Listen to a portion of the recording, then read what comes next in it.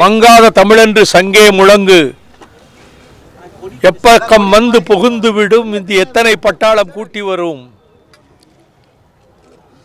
கண்ணங்கிழிந்திட நேரும் கட்டாய இந்தியை வெட்டி புதைப்போம் என்று பாவேந்தர் பாரதிதாசன் கூறிய அந்த இந்திய எதிர்ப்பு தங்கள் நாடி நரம்புகளிலே ஓடுகிற இரத்தத்தோடு கலந்த காரணத்தினாலே தந்தை பெரியார் அறிவாசான் அவர்கள் இந்தியை எதிர்த்து களமாடி சிறைச்சாலைக்கு செல்வதற்கு முன்பு நீதிமன்றத்திற்கு போனார்.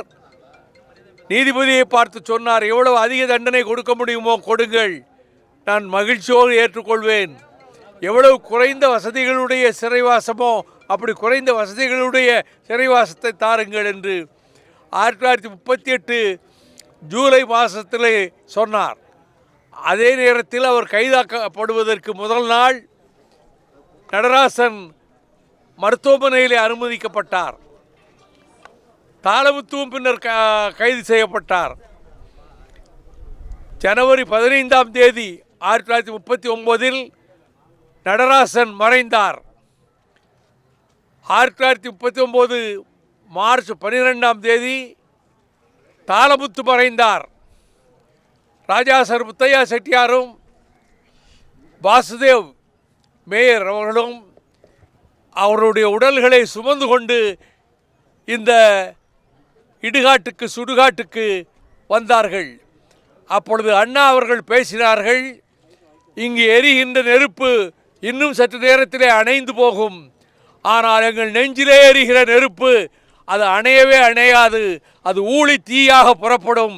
இந்தியை எதிர்த்து அதை சாம்பல் மேடாக்கக்கூடிய ஆற்றல் என் தம்பிமார்களுக்கு உண்டு என்று அண்ணா அவர்கள் பேசினார்கள்.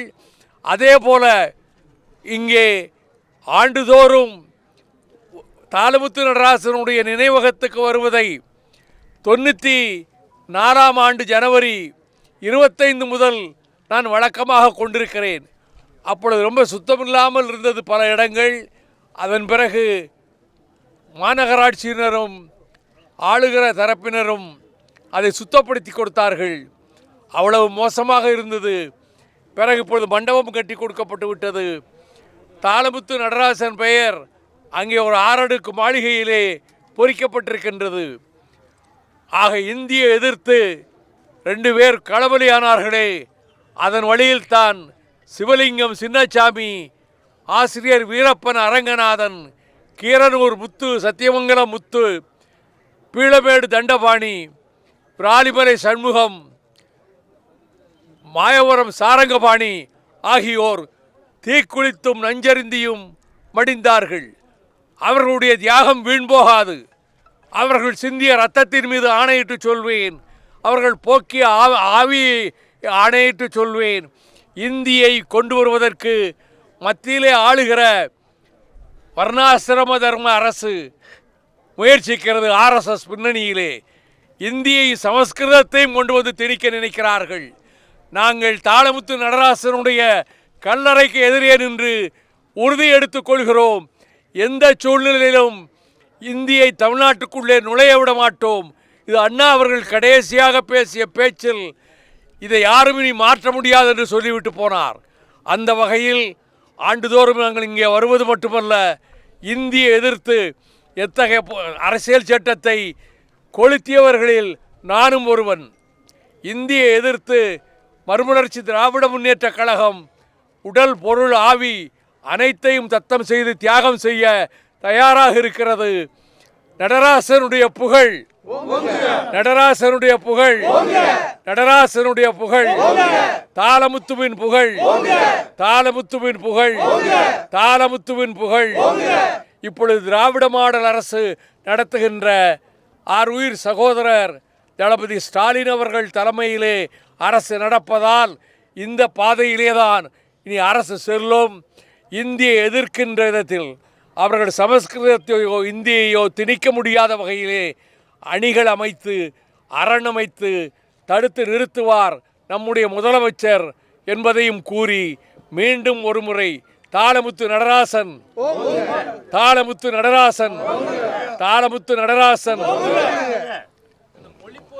காரணங்கள் என்ன அப்படியே இருக்குன்னு நினைக்கிறீங்களா? அப்படியே இருக்கு. வேற வழிகளில் மாறி இருக்கு, இன்னும் வேற வழிகளில் நவீனமாய் உள்ள வந்து அப்பொழுது இவ்வளவு தைரியம் இல்லை அவங்களுக்கு.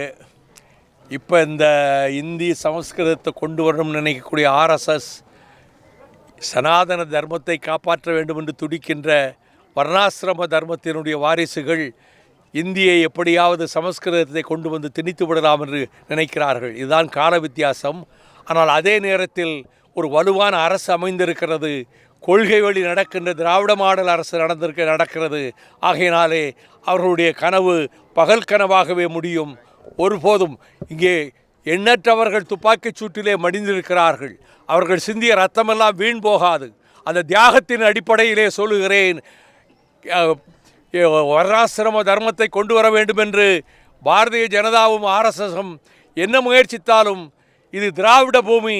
தந்தை பெரியார், பேரறிஞர் அண்ணா அவர்கள் உணர்வுகளை விதைத்த பூமி, டாக்டர் கலைஞர் வளர்த்த பூமி. இங்கே இந்தியை சமஸ்கிருதத்தை நுழைய விட மாட்டோம். பாதகம் செய்பவரை கண்டால் நாம் பயங்கொள்ளலாகாது பாப்பா. மோதி மிதித்து விடு பாப்பா, அவர் முகத்தில் உமிழ்ந்து விடு பாப்பா. அண்மை செய்திகளை உடனுக்குடன் தெரிந்து கொள்ள இணைந்திருங்கள் இயம்நாடு தொலைக்காட்சியுடன்.